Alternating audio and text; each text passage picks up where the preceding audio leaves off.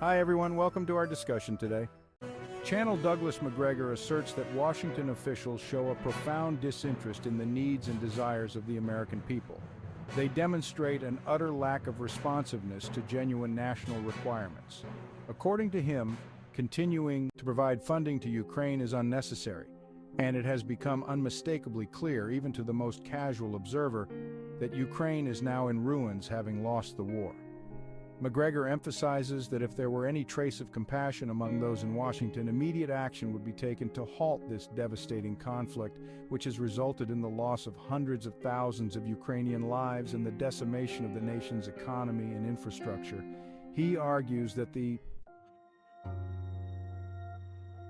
Russians have demonstrated significant restraint, refraining from advancing swiftly to the Dnieper River. Their reluctance stems from a desire to negotiate and avoid crossing into western Ukraine, where the majority of ethnically, culturally, and linguistically aligned Ukrainians reside. Past experiences have taught them the perils of attempting to rule over such territories. Primarily, the Russians aim to re-establish fruitful relationships with the global community, particularly with European nations, notably Germany. However, he contends that an overwhelming majority of Senate members prioritize their donors' interests over those of their constituents.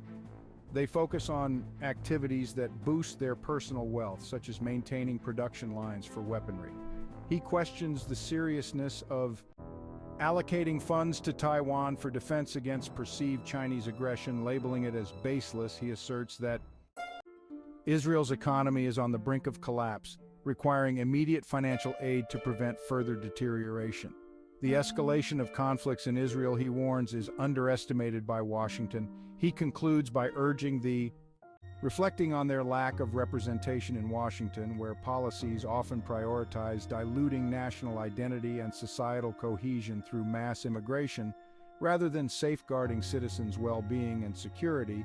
He reflects on the diminishing number of individuals who still identify solely as Americans, lamenting the apparent lack of concern for the country's true interests. He highlights the urgent humanitarian crisis in Gaza and Rafah, emphasizing that despite financial support, essential aid isn't reaching those in dire need. He predicts a staggering death toll of 500,000 within the next 3 to 6 months due to starvation and inadequate access to water and sanitation. Regarding Israel's defense, he acknowledges the tragic events of October 7th as a mistake rather than deliberate action, criticizing the notion that Israel's actions solely aim to defend itself.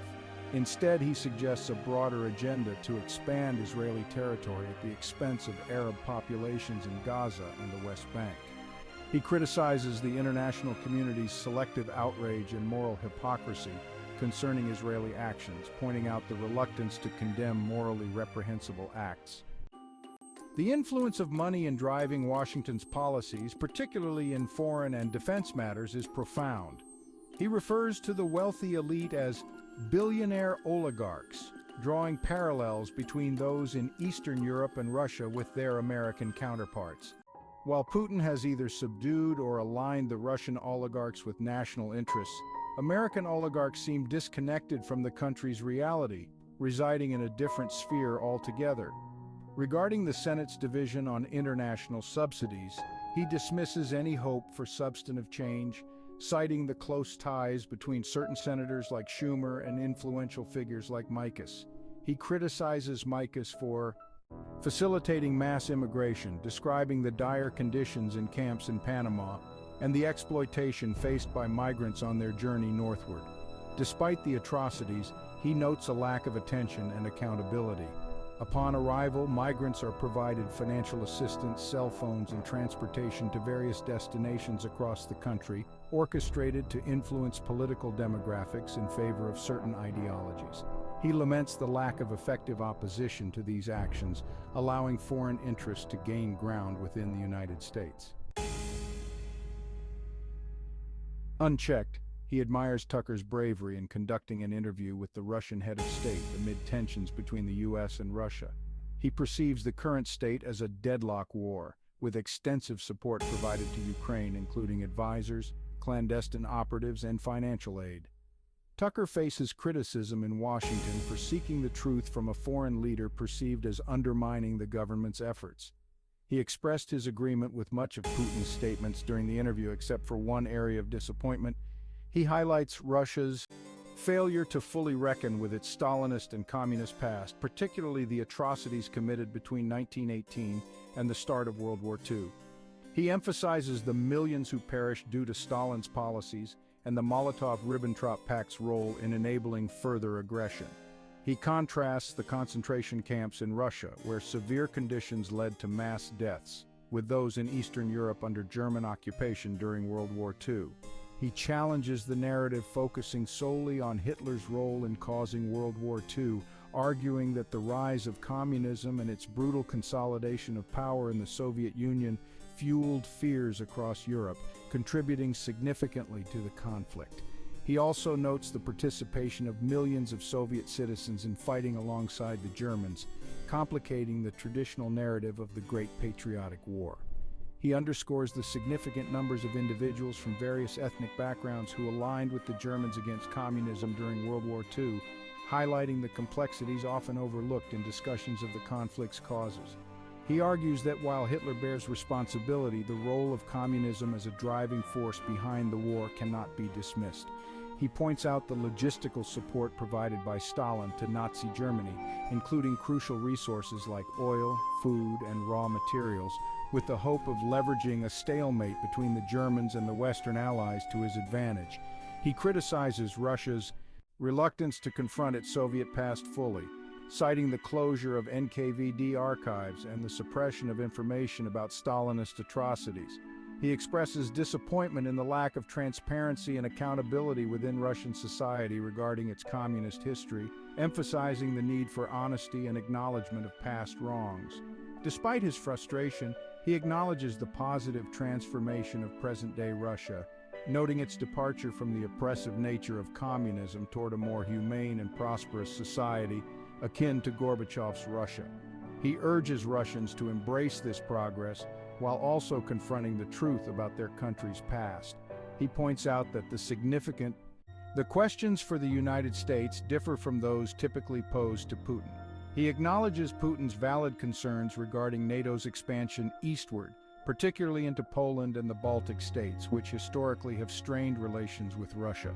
Despite his personal affinity for Poland, he questions the wisdom of incorporating such nations into NATO, as it inevitably heightened tensions with Russia. He notes Putin's observation about America's involvement in Ukraine, questioning the rationale behind it, given pressing domestic issues like In the midst of conflict, he assesses the current state of Ukraine, stating that the government is collapsing and, regardless of who takes over, the situation seems irreversible. He suggests that some figures within the current regime are influenced by foreign intelligence agencies and are being urged to engage in aggressive actions against Russia.